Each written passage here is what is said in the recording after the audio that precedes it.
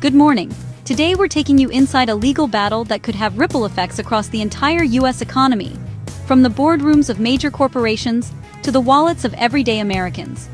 At the heart of this case is the Supreme Court, the highest judicial authority in the land, now tasked with deciding a question that could change how the government handles international trade and economic emergencies. The controversy centers on tariffs.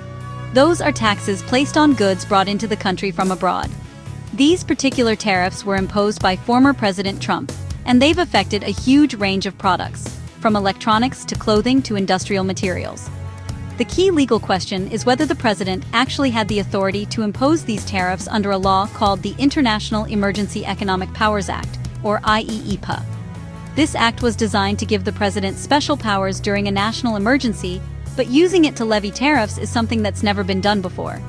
Passed in 1977, the IEEPA was originally meant to help the president respond quickly to threats from abroad, like terrorism or hostile foreign governments, by freezing assets or blocking transactions. But now, its use for economic measures like tariffs is being challenged. Many businesses argue that only Congress, not the president, should have the power to impose taxes or tariffs. They say this is a fundamental part of the Constitution, and letting the president do it alone could set a dangerous precedent. The financial stakes are enormous.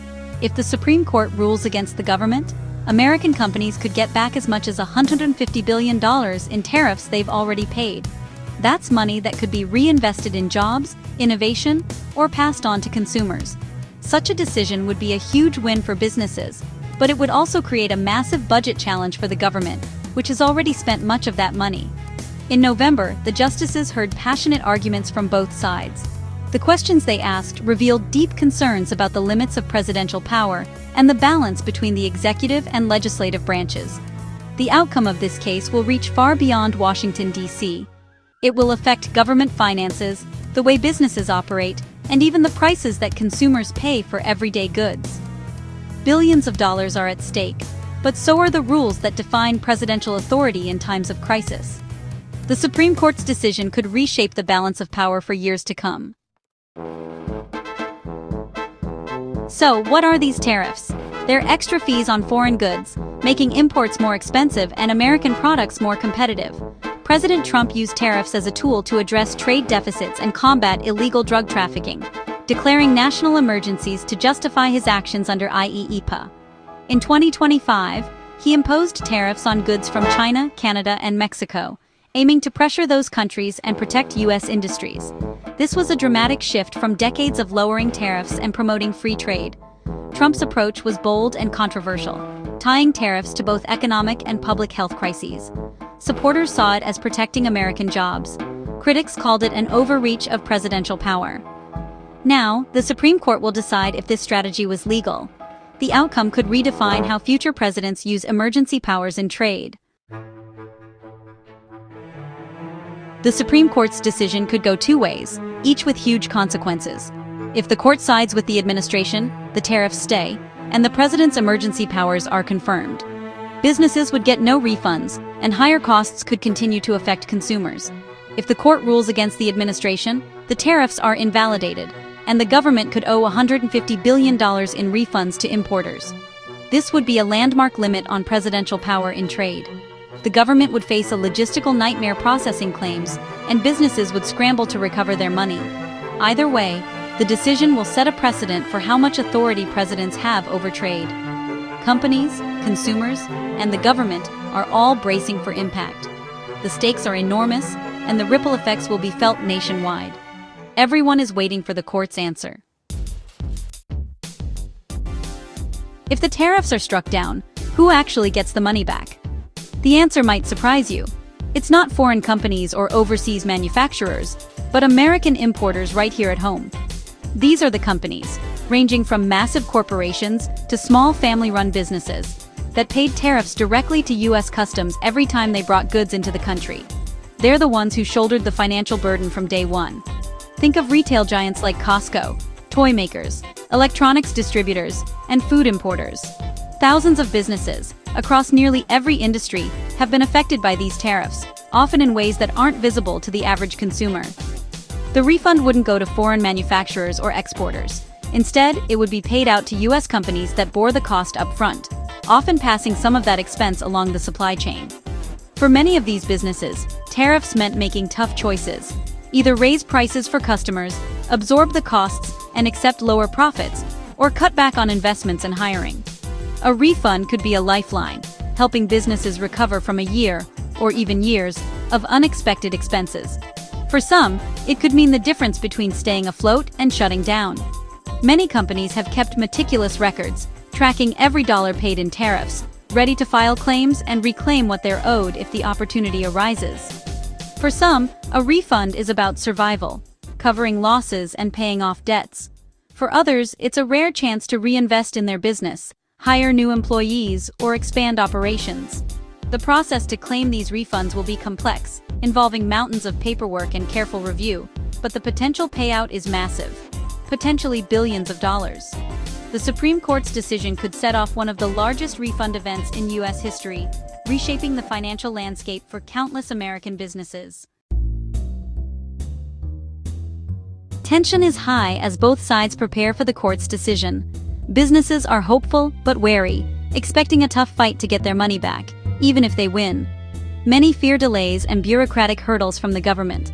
The administration, meanwhile, stands by the tariffs, calling them essential for national interests. Officials have hinted at backup plans, including new tariffs if these are struck down. Customs and Border Protection is quietly updating systems, possibly bracing for mass refunds. The divide is clear. The government sees tariffs as policy. Companies see them as a financial burden. Both sides are preparing for a long battle, no matter the outcome. The Supreme Court's ruling will decide whose vision shapes the future of American trade. The stakes couldn't be higher for both business and government. Across the country, real businesses are caught in the crossfire, facing a daily reality of uncertainty and mounting financial strain. For many, the rules seem to change overnight, leaving them scrambling to adapt and make sense of what comes next. Owners and executives are forced to make tough decisions, not knowing if relief is on the horizon or if the situation will only get worse. Danby Appliances CEO says his company is owed $7 million in tariffs, money they desperately want back. That's not just a number on a balance sheet. It's cash that could be used to pay employees, invest in new products, or simply keep the lights on. Basic Fun, a toy company, has already paid $6 million and doubts they'll see a refund anytime soon, even if they win their case. For them, the waiting game is both financially and emotionally exhausting. Many small and medium businesses are in the same boat, unable to absorb the extra costs. Unlike large corporations, they don't have deep pockets or vast reserves to weather prolonged uncertainty. For some, a refund could mean the difference between survival and closure. It's not just about profit margins. It's about keeping their doors open and their teams employed. Companies have delayed hiring, raised prices, and put off growth plans while waiting for clarity. Every day of delay means another day of missed opportunities and tough choices. The legal battle isn't just about policy, it's about livelihoods and communities. The outcome will ripple far beyond boardrooms, affecting families, neighborhoods, and local economies. Business owners are frustrated by endless paperwork, long delays, and the burden of paying millions they believe were unfairly collected. Many spend hours each week just trying to navigate the bureaucracy, time that could be spent growing their business. They're hoping for a clear path to recovery, but bracing for more challenges ahead. The uncertainty weighs heavily, making it difficult to plan for the future or invest in new opportunities. The human side of this case is as real as the dollars at stake. Behind every number are people, owners, workers, and families, waiting for answers and hoping for a fair resolution. Even if the Supreme Court rules for importers, getting refunds won't be easy. Customs law has a liquidation rule. After about a year, import paperwork is finalized, making refunds hard to claim. Many early tariff payments may be locked out by this technicality. Lawyers argue that if the tariffs were illegal, deadlines shouldn't apply. But it's a legal gray area. Companies like Costco and Kawasaki have already filed lawsuits to protect their rights, not waiting for the Supreme Court. The refund process could take years, with every claim requiring meticulous documentation. Any mistakes could mean delays or lost money. Experts urge businesses to keep detailed records and be ready to act fast. The legal fight may just be beginning, even after the Supreme Court rules. Complexity and uncertainty will define the next chapter. The uncertainty has sparked a secondary market for tariff claims. Some companies, desperate for cash, are selling their refund rights to hedge funds for a fraction of their value. For example, Kids2 sold claims for as little as 9 cents on the dollar, trading future hope for immediate relief. Lawsuits are piling up as companies try to get to the front of the line for refunds. Each business is strategizing: hold out for a full refund or take a quick payout now. The legal and financial maneuvering is intense, with billions at stake. No one is waiting passively. Everyone is fighting for their share. The scramble shows just how high the stakes are for American businesses. The outcome will shape not just balance sheets, but the future of trade policy. It's a high-stakes game, and every move counts. This case isn't just about big companies, it affects all of us. Tariffs raise costs for businesses, which often means higher prices for consumers. If refunds are ordered, businesses could reinvest, higher, and maybe lower prices. But the government faces a huge budget gap. The administration might respond with new tariffs, restarting the cycle. Beyond money, this is about the balance of power. How much authority does a president have over trade? The Supreme Court's decision will set a precedent for years to come, shaping economic policy and global relationships. The outcome will touch every American household, from prices at the store to the strength of our economy. That's why this Supreme Court case matters to us all.